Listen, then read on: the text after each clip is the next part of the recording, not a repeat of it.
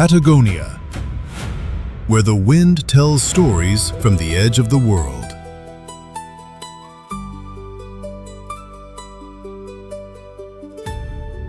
There are places on Earth that you only need to see once to remember forever. And then there are places even more extraordinary than that.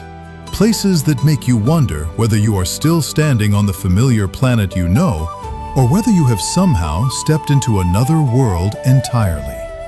Patagonia is one of those places. Stretching across the southernmost reaches of South America, shared between Chile and Argentina, this is a land where the mighty Andes gradually dissolve into the sea, where ancient glaciers continue to sculpt the landscape after millions of years, and where the wind has never truly stopped blowing since humans first began recording history.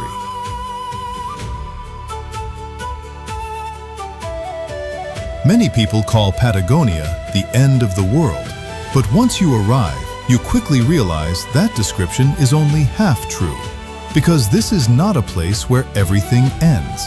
It is a place where nature still holds absolute power, where cities appear tiny beneath towering cliffs and snow-covered peaks, where ships must yield to the force of restless oceans, and where humanity learns not how to conquer the land, but how to coexist with it.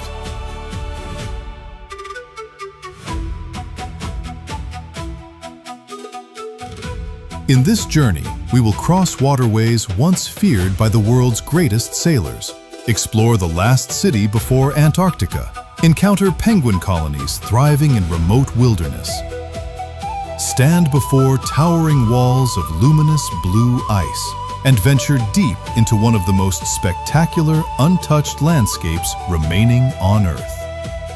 As our adventure begins, what lies ahead is more than a destination. It is a journey into the true scale of nature itself. Welcome to Patagonia, a place where the map nearly comes to an end, but where wonder is only just beginning.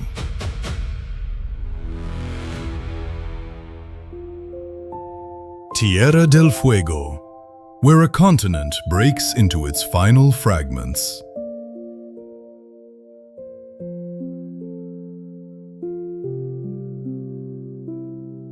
The farther south you travel through Patagonia, the more the familiar world begins to fade away. The vast grasslands that once stretched endlessly toward the horizon slowly disappear. Roads become shorter, settlements become fewer, and eventually, you reach a point where you realize that South America does not simply end. It fractures. It breaks apart into thousands of islands, channels, and fjords scattered across a cold and restless ocean. This is Tierra del Fuego, an archipelago at the southernmost tip of the Americas, where only a narrow stretch of water separates civilization from the wild frontier leading toward Antarctica. Seen from space, Tierra del Fuego resembles the shattered remains of an ancient continent carved apart by glaciers and torn into fragments by the sea over millions of years. Geologists believe that the dramatic landscape we see today was largely shaped during the last ice age, when massive glaciers sculpted deep valleys, flooded basins, and created the maze of waterways that defines the region. But Tierra del Fuego is far more than the end of a continent. It is a place where some of Earth's most powerful natural forces collide. Cold Antarctic air masses sweep northward. Storm systems roll in from the Pacific Ocean. Powerful currents surge from the Atlantic. Together, they create one of the windiest environments on the planet. Here, the wind is not merely weather. It is part of the landscape, part of the history, and almost part of the identity of the land itself. On some days, wind gusts can exceed 100 kilometers per hour. Entire forests of lenga and nire trees are permanently bent in the same direction, shaped by decades of relentless exposure. They resemble living sculptures, crafted not by human hands, but by nature itself. Even centuries-old trees have been forced to adapt in order to survive. Yet perhaps the most fascinating thing about Tierra del Fuego is its name, the Land of Fire. A name that sounds more fitting for a volcanic wasteland than a realm of ice, wind, and water.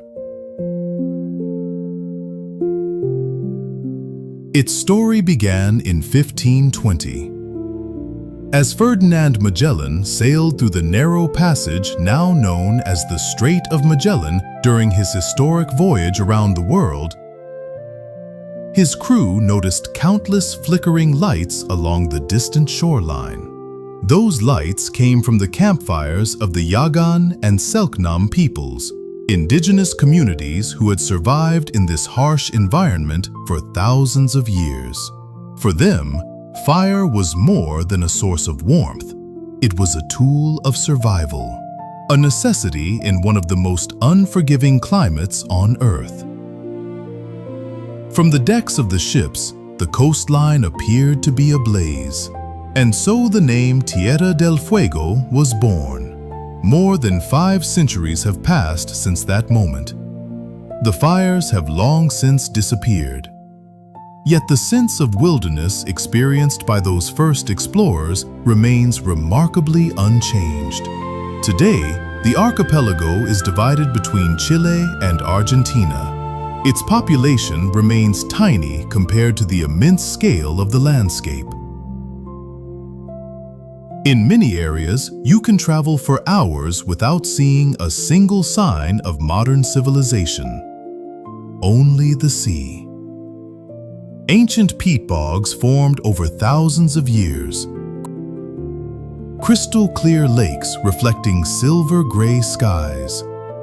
And snow-covered peaks emerging and disappearing behind drifting curtains of cloud. Tierra del Fuego feels like the final chapter of the continent, a place where nature still holds absolute authority, a place where humanity remains only a temporary visitor. And amid this remote and untamed wilderness, on the icy shores of the Beagle Channel, stands a small city perched at the very edge of civilization. A city that was once built as one of Argentina's most isolated penal colonies. A city once regarded as a place nobody would willingly choose to live. Yet today, it attracts hundreds of thousands of travelers every year. That city is Ushuaia, the city at the end of the world.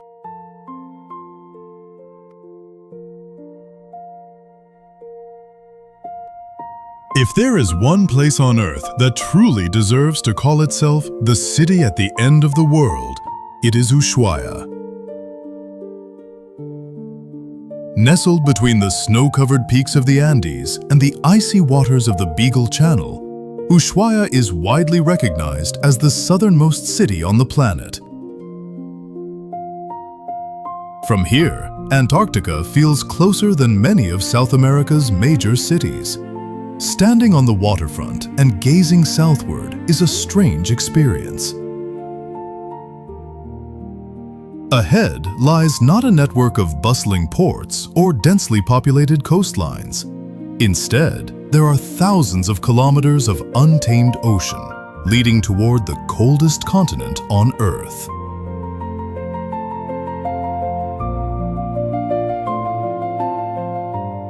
Yet behind this breathtaking scenery lies a history that many visitors never hear about. Long before it became a dream destination for adventurers, Ushuaia was one of the most isolated places in Argentina. In the late 19th century, the Argentine government faced a major challenge. How could it establish a permanent presence in this remote frontier? Its solution was unusual. It built a penal colony. Some of the country's most dangerous prisoners were transported here, thousands of kilometers away from the rest of Argentina. There was no need for towering walls or elaborate security systems. Nature had already created the perfect prison. Towering mountains surrounded the settlement. Dense forests covered the landscape. The sea was cold and unforgiving, and the harsh climate persisted throughout the year. Escape was almost impossible.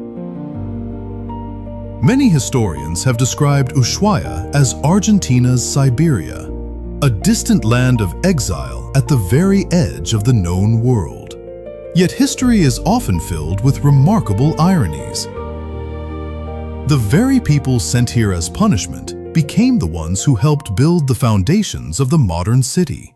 They harvested timber from the surrounding forests, constructed the first docks, opened routes through the valleys, and laid the tracks of the famous railway used to transport materials across the region.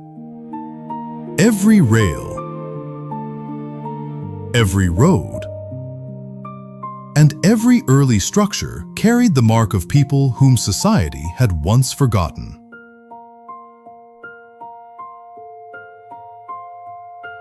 As time passed, the prison gradually lost its original purpose.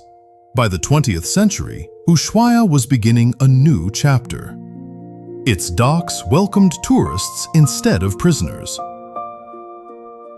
Its muddy streets evolved into avenues filled with travelers from around the world.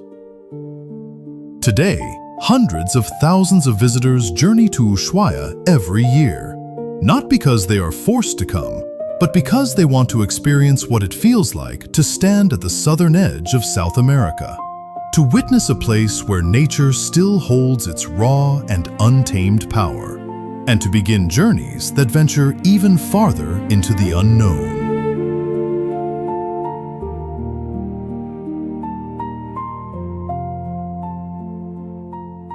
As the sun slowly sinks behind the snow-capped mountains of Tierra del Fuego, Patagonia leaves us with more questions than answers. Because this land is simply too vast to be understood in a single journey. What we have explored today is only the opening chapter of one of the last great wilderness regions on Earth. To the south lies Ushuaia, the last city before Antarctica. But beyond it stretch cold and untamed seas where whales, seals, and penguins thrive amid the storms of the Southern Ocean. To the west, a labyrinth of Chilean fjords hides immense glaciers that continue their slow march toward the sea, just as they have for thousands of years. To the north rise the towering granite peaks of Torres del Paine, turquoise lakes nestled among the Andes, and ancient forests that were already standing long before many of the world's earliest civilizations emerged. Farther away lies Perito Moreno, one of the few glaciers on Earth that is still advancing rather than retreating. There is Fitz Roy, the legendary mountain that often conceals itself behind clouds and reveals its full beauty only to those patient enough to wait. There are the marble caves, where water and stone have worked together for thousands of years to create one of Patagonia's most extraordinary natural masterpieces. And there are the endless plains, where the wind still travels uninterrupted from one ocean to another. Perhaps that is what makes Patagonia so remarkable. It is not merely a destination, it is an entire world. A world where nature still holds its original power. A world where humans are not the main characters, but temporary visitors, passing through a story that began millions of years ago. Our journey today may be coming to an end, but the exploration of Patagonia has only just begun. Somewhere beyond those mountains, glaciers, and distant horizons, countless stories are still waiting to be discovered. If you enjoyed this journey, be sure to subscribe and join us for future adventures.